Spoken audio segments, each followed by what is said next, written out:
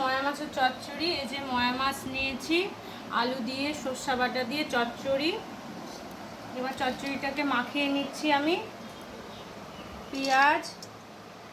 পেঁয়াজটা একটু ঝিরিঝিরি করে কেটেছি, একটু রসুন 3-4 কোয়া নিয়েছি, একটু টমেটো, একটু আলু, একটা আলু আমি লম্বা লম্বা করে কেটে নিয়েছি, যে কাঁচা লঙ্কা একটু,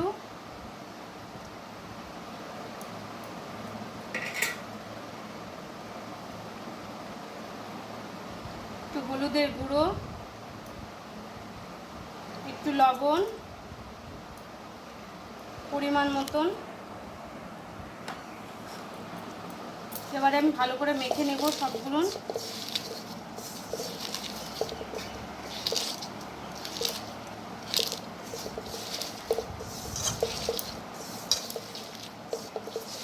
ভালো করে মাখতে হবে। এবারে আমি মাছ দিয়ে দিচ্ছি।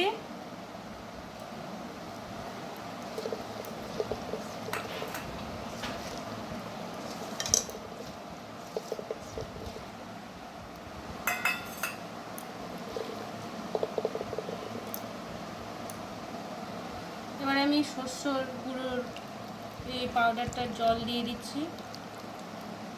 এটা আমি গরম জল করে ভিজিয়ে রেখেছিলাম। এবারে ভালো করে মেখে নিতে হবে আর একবার।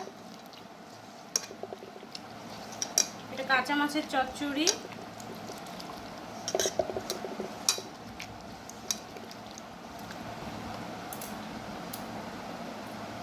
এবারে আমি পরিমাণ মতন তেল দিয়ে দিচ্ছি। আমি এখানে সরষের তেল ব্যবহার করছি।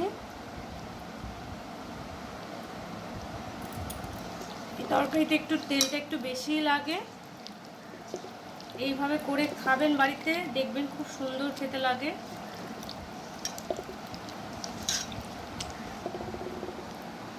এবারে আমি একটুখানি জল দিয়ে দিচ্ছি।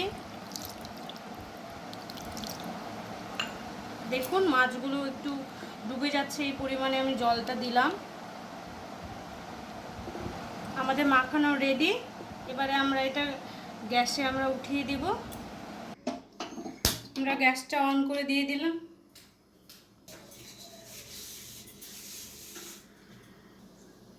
এবারে আমি চচ্চড়িটা একটু নেড়ে আমি ঢেকে দিচ্ছি। ঢেকে আমি 15 মিনিটের মতো রেখে দিব। এবারে আমি ঢাকনাটা তুলে দেখে নিচ্ছি যে কত দূর হয়েছে চচ্চড়ি।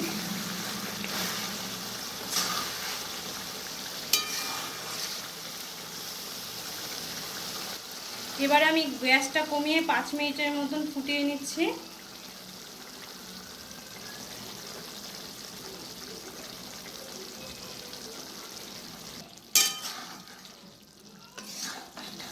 পনেরো মিনিট পরে আবার 5 মিনিট আমি আস্তে করে জাল দিয়ে আমি মাছটা আবার একটু করে নিচ্ছি।